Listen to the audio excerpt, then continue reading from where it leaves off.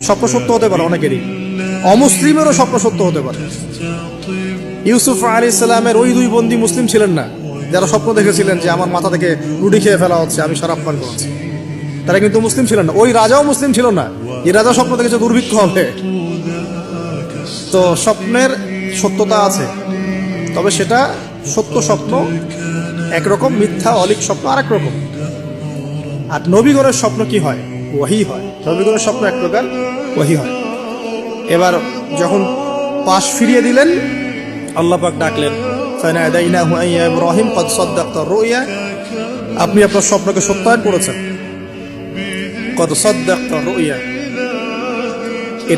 এটা ছিল আল্লাহর পক্ষ থেকে একটা বড় পরীক্ষা। ওয়া ফাদাইনাহু বিযিবহিন আযীম, এখানে আসে ওয়া ফাদাইনাহু বিযিবহিন আযীম।